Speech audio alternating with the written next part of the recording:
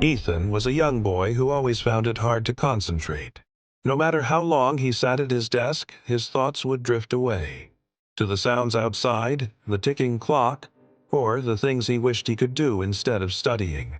Over time, his grades dropped and so did his confidence. He began to feel like he just wasn't smart enough. One afternoon, after another disappointing test, Ethan sat alone in the empty classroom.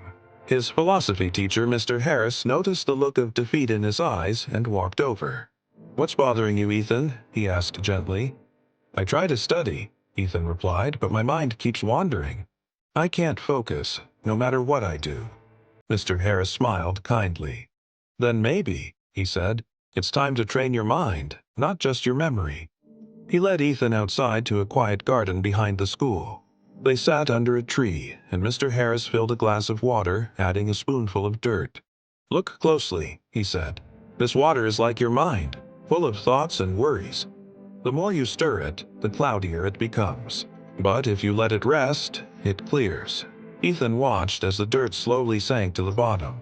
"Before you study," said Mr. Harris, "take 5 minutes to calm your mind. Close your eyes, breathe slowly, and let the water settle." A few days later, Ethan returned. "It helped," he said, "but I still lose focus after a while." Mr. Harris nodded and lit a candle between them. "Try this," he said. "Keep your eyes on the flame. When your thoughts wander, bring them back. Gently. Don't be angry with yourself.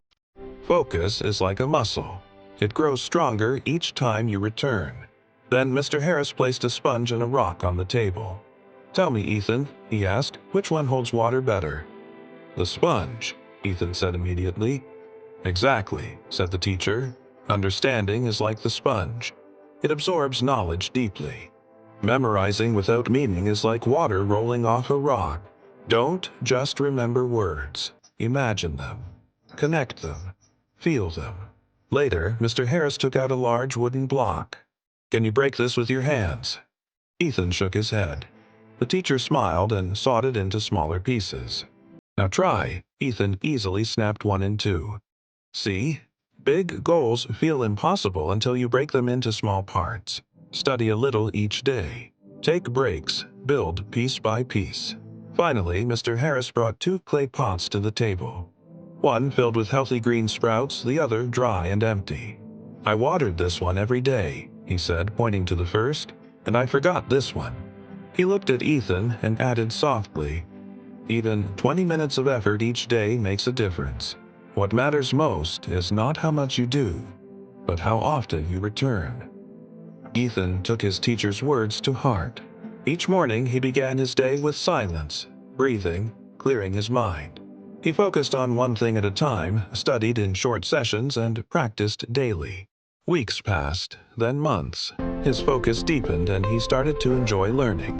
Years later, Ethan became a man of success and wisdom. He often smiled when he remembered that old garden, the glass of muddy water, the candle flame, the wooden block, and the two clay pots.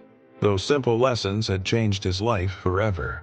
And whenever people asked him what the secret was, he would simply say, "The power of a focused mind." Calm your thoughts, take one step at a time. Be patient, be consistent, and your world will change.